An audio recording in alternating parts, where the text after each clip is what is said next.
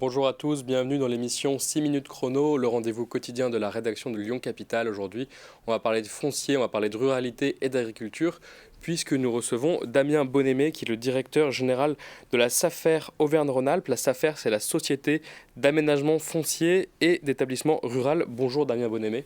Bonjour monsieur. Merci d'être venu sur notre plateau. On va rentrer Ravi. un peu dans le vif du sujet. Est-ce que vous pouvez d'abord, parce que c'est pas connu de tout le monde, la SAFER, nous rappeler vos missions? Tout à fait. Alors les SAFER ont été créés pour et par les jeunes agriculteurs. Vous l'avez dit dans le nom, l'acronyme, c'est installer des agriculteurs et mettre en valeur le foncier pour qu'il soit facilement travaillé par les agriculteurs. Les missions ont été étendues par les évolutions des textes de loi, notamment sur des enjeux de protection de l'environnement et des enjeux d'accompagnement des projets de développement rural, qui sont souvent le fait des collectivités. Alors comment ça se passe? C'est que, d'après ce que j'ai compris, les notaires vous notifient lors de la vente d'un terrain Tout à et fait. vous organisez ensuite de créer une cohérence territoriale selon les enjeux que vous avez définis, c'est ça? Exactement. Donc, le guide pour nous, c'est le programme pluriannuel d'activité stratégique de la SAFER, le PPS 2022-2028, qui est un document qui a été écrit pour tracer la trajectoire des projets sur l'ensemble des départements et la métropole de la région Auvergne-Rhône-Alpes. Nous recevons environ 50 000 notifications que le notaire nous envoie. Et sur ces projets d'acquisition, nous essayons de voir quelle est la meilleure adéquation entre le bien, les enjeux du territoire dans lequel se situe le bien et le projet de l'acquéreur, Hmm. pour faire en sorte qu'il n'y ait pas de problème soit sur le prix, soit que le projet permette de valoriser au mieux les espaces naturels, agricoles et forestiers de la région. Et de trouver des équilibres aussi, Et ça va être ça sur la production, ce qui va être produit sur le terrain, ça fait partie exactement, de votre ça fait job? partie de nos missions, de s'assurer qu'on ait des projets qui soient en conformité avec les stratégies des filières dans nos territoires, pour notamment garantir les enjeux de souveraineté alimentaire, ces enjeux forts. On peut commencer à en parler, parce que c'est Bien sûr, un des enjeux sur le territoire de la métropole de Lyon et du Nouveau Lyon. On va bien parler sûr. peut-être sur cette échelle-là. Vous pouvez nous dire un peu les caractéristiques de ce territoire du point de vue de la STAFER? Qu'est-ce que vous essayez de créer comme équilibre, comme cohérence selon le plan donc, que vous avez cité? Alors, l'enjeu est de pouvoir, sur le territoire du Nouveau-Rhône et de la métropole, de faire en sorte, avec une urbanisation qui est forte, de préserver des terrains agricoles et de pouvoir maintenir différents systèmes de production. On va avoir des productions de filières longues, qui vont concerner notamment les céréales, voire éventuellement sur une couronne un peu plus élargie de l'élevage, mais aussi de faire en sorte de pouvoir accueillir des projets qui vont concerner plutôt des filières courtes avec du maraîchage notamment, sur lequel on a un besoin énorme vis-à-vis de la population qu'on a sur ce territoire, et de garantir, eh bien, pour pouvoir produire, il faut un terrain avec de la forte valeur agronomique, de l'eau, Hmm. et puis des filières d'écoulement, c'est-à-dire un emplacement si on est en vente directe, une capacité à écouler ses produits par un marché ou par de la contractualisation. Donc ça, ce travail-là, nous, on se concentre plutôt sur le foncier et Hmm. la capacité à accéder au foncier pour pouvoir installer. Et c'est préservé donc de l'étalement urbain et aussi d'un autre type qui est un peu méconnu voilà, qui fait que un autre phénomène, disons. Tout à Est-ce fait. que vous pouvez nous le décrire Alors, on a deux phénomènes qui sont un enjeu sur nos territoires. L'artificialisation, qui est encadrée notamment avec le zéro artificialisation nette, et donc des textes qui prévoient avec la loi climat résilience de réduire la consommation des terres. Les documents d'urbanisme le prévoient, et la trajectoire en France, elle est bonne, puisqu'on a une baisse environ de 4% par an. On est sur une consommation nationale de moins de 20 000 hectares. Sur la métropole, on est sur une très faible consommation, puisque sur une période de 3-4 ans, on est à moins de 60 hectares. Alors, c'est toujours trop, évidemment.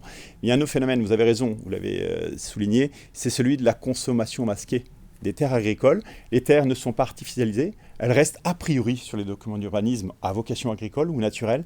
Pour autant, ces terrains peuvent faire l'objet d'autres usages qui viennent contrecarrer la production agricole. Ça peut être des dépôts de Voilà, par matériaux, exemple, ouais. des dépôts de matériaux ou des carcasses de véhicules ou des dépôts de matériaux sauvages qui du coup viennent polluer les sols ou empêcher une activité agricole, ou bien éventuellement de l'usage de loisirs sur des propriétés qui ont parfois attaché aux biens bâtis des surfaces agricoles, mais dont le propriétaire ne souhaite pas mettre à disposition d'un agriculteur, et donc on retire ces surfaces-là, des surfaces qui servent à produire et donc éventuellement à alimenter la population. Et en quelle ampleur Eh bien, on est à l'échelle de la région sur un phénomène qui est plus important que l'artificialisation, puisqu'on a quasiment 4800 hectares qui sont détournés de leur usage, alors que sur les documents d'urbanisme, ces territoires restent agricoles.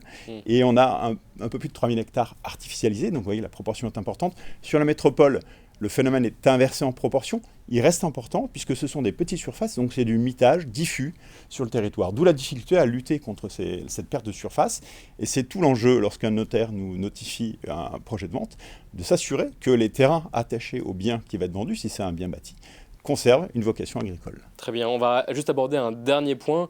En mars dernier, la FNAIM, donc les professions des agents immobiliers, a porté plainte, accuse la SAFER au niveau national, j'entends, d'abus de position dominante.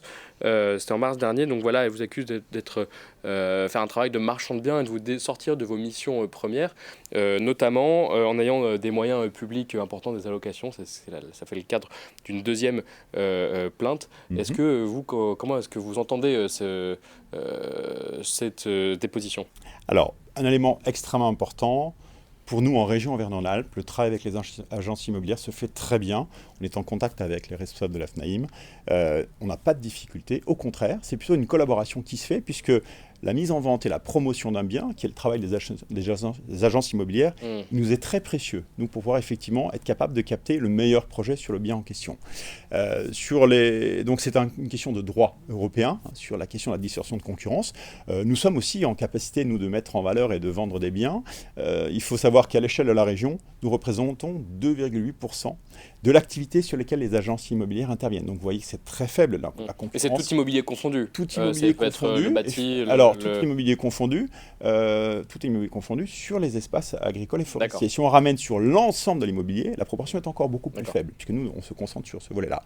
En matière de subsides ou de financement, la SAFER Auvergne-Rhône-Alpes, à part un accompagnement de la région sur des projets très précis, ne dispose d'aucun financement de l'État, puisque nous sommes une société anonyme, mais une société privée, et nous intervenons simplement par de la marge ou la prestation de services. Donc, je démarre l'année avec un budget à zéro et sans dotation financière de la part de l'État.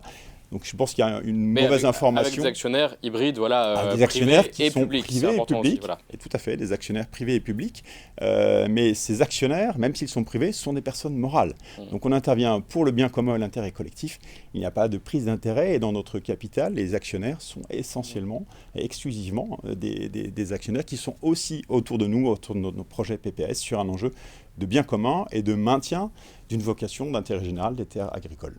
Merci beaucoup d'être venu sur notre plateau nous dresser ce panorama qui, j'espère, voilà, c'est rare dans les médias grand public d'entendre, de comprendre ce que c'est que la SAFER. Merci bien. Je vous remercie. Merci d'avoir suivi cette émission. Plus d'infos sur lyoncapital.fr.